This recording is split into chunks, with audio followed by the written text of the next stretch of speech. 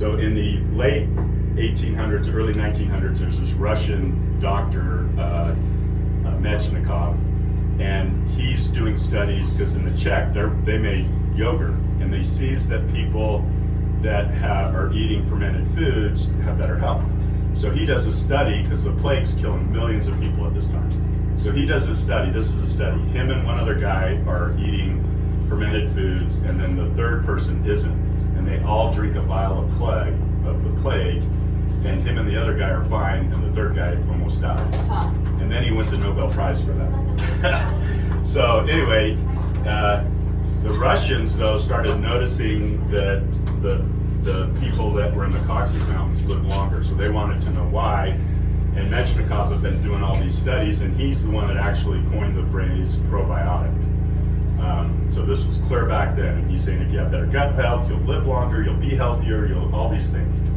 So then the doctors said, well, what do you know, and he kind of said, because they knew about kefir, but they didn't know it. Like, he said, well, because that area is doing these fermented foods and kefir, then they live longer. So the Russian Doctor Association went to these dairymen that would buy milk from the Caucasus Mountains to make cheese, and said, we want you to get us kefir grains because we want to promote that throughout all of Mother Russia. And the dairymen are like, yeah, they're not, there's these two brothers, they're not going to give us kefir grains. And they didn't have any interest in kefir, although they had it before. So then the Russian doctors said, well, we really need this. And so they said, okay, we have this really beautiful person that works with us on the dairy, this young woman. We'll send her up to this certain prince, and he'll fall in love with her, and then she'll try and manipulate some grains out of the deal.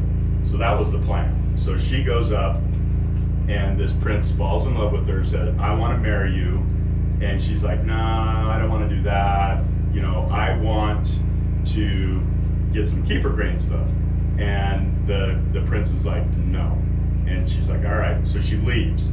He sends a party after her, kidnaps her, and brings her back, and says, you are going to marry me.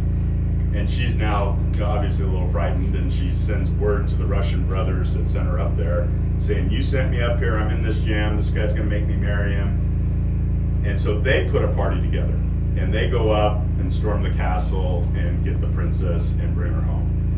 And then they go to the Tsar, and they said, hey, this guy did this. And so the Tsar calls for him, and he comes down, and there's a trial, and they're seeking restitution. And so he's like, okay, fine, what do you want? You want some money, you want gold, what do you want? And she says, I want kefir grains. So he gives her 30 pounds of kefir grains, and it took the doctors a minute to get it, but now it's a national drink through Russia and through like all that area.